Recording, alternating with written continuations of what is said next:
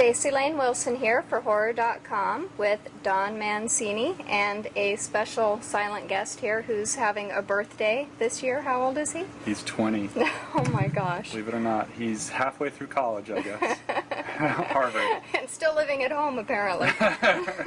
Yes. Harvard correspondence. Yes. Harvard Horror Correspondence School. That's it. Well, he must be a lefty because he's holding his knife in his right hand. No, that would make him a righty. Yeah, I mean, it's like stabbing is the most important thing to him. That's true. So, yeah. It is, yeah. Now, you do this new commentary on this DVD, which I think is really exciting because I love the commentaries where you kind of, have a lot of retrospect and you can look back and talk about the whole body of work or bodies of his work. Now, what was it like kind of revisiting that with the producer, David Kirshner? It was a lot of fun because, obviously David and I go back a long way. I mean, almost 25 years given the whole development process of that first movie. I wrote the original script when I was in school as an undergraduate at UCLA, and David bought the script and got it set up at United Artists. So, having done all 5 movies and now 6, knock wood,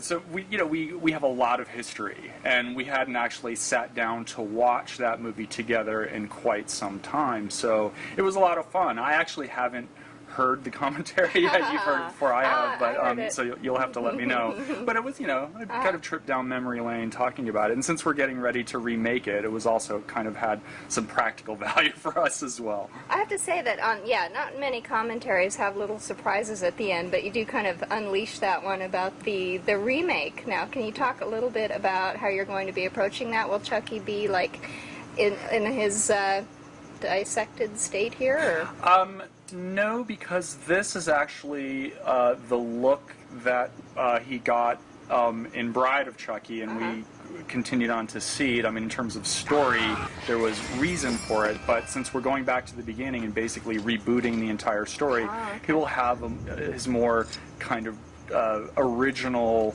unblemished look. But we are going to do a slight redesign on him. David, who actually did the design of the original doll, he's going to do a redesign on him. I think we're going to try to make the proportions maybe a little bit more human, because I think, this kind of big melon head, I think that since we're, this look with what we always call the Franken-Chucky look, has a kind of, it's appropriate for horror comedy, I think.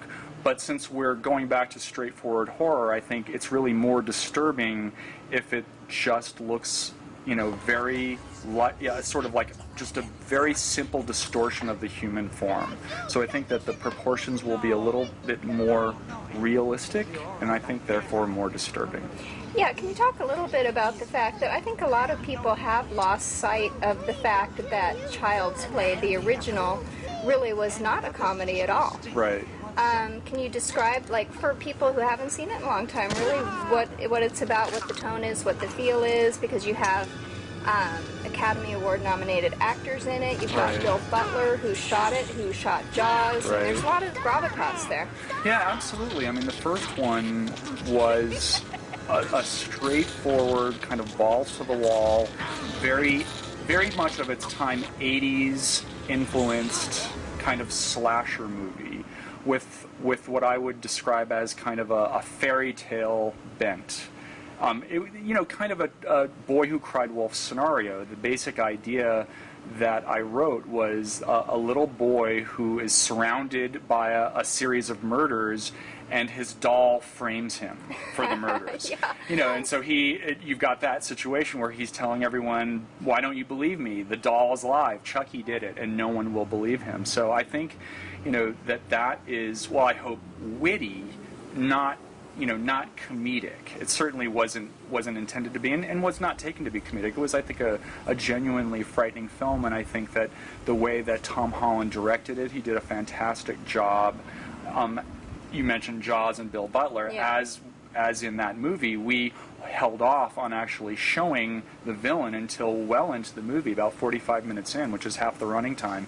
And up until that point, we just suggest his presence using the, venerated Bill Butler Jaws villain's point of view camera, and also just fleeting glimpses of him running in the background, that sort of thing. So it's a genuinely scary movie. As we went into the sequels, we sort of felt that we had to embrace the inherent absurdity of the situation, because when you get into sequels with these horror icons, the audience wants to see more of them, but the more you see them, the less scary they are, inevitably. And with Chucky, I think it's a particular problem because he's 2 feet high. So we just sort of had to embrace the silliness of that idea and make it. We deliberately turned it into a comedy. But now we're going back to the roots of the original movie and telling a straightforward horror story. Well, in this DVD, which does have all new features, a lot of them, which are very impressive. The commentary with yourself, and then there's also a second commentary with Alex Vincent, who is now 25 or so, who played 6-year-old Andy, and Catherine Hicks, who played his mom, Karen Barkley, and Kevin Yeager, who was the animatronic expert who actually built and operated the doll with his team of puppeteers. And Catherine and Kevin, as many people may already know, but most won't. I didn't. Find out from their commentary together that they actually met on this movie and fell in love and got married. And How so romantic. I like to take credit for that and for their child. Wow. All a lot. You're taking all of that credit for happened because everything. of me, right? Now, one thing I did want to ask you about the remake is, in your commentary, you're saying that you still haven't embraced sort of the voodoo angle, which was not your idea. Right. Now, personally, I had always assumed that the voodoo master, he had his own voodoo doll there, and that's how Chucky found it, that he didn't make it. So it kind of all worked for me. But now, how are you going to, or are you going to incorporate that into the remake? Well, I think the voodoo is now so much a part of the mythology of Chucky that it would be a little jarring to completely do away with it. In my original script, the doll, rather than being possessed by the soul of a serial killer, he was actually the embodiment of the little kid's unconscious. So it worked rather differently. But as I said, it's so much a part of the mythology now. We're going to bring it back, but I think we're going to play it down a little bit. You referred to the voodoo doll. I was a little uncomfortable with that aspect of it because it felt like there were several different types of magic operating in this movie. And it's like, okay, magic. Well, right, but it's like, okay, but if Chucky can kill people with voodoo dolls, why not make voodoo dolls of everyone? And then he doesn't have to bother with, taking hostages to drive him around Chicago and stuff like that. I thought the other guy made the doll. Well, I mean, but it's just like he must know how to do it, right? Right. And I don't know. I think it just, for me, again, this is just me, and obviously take it with a huge grain of salt because this is something that Tom Holland added to it, and obviously that it plays very well for many people.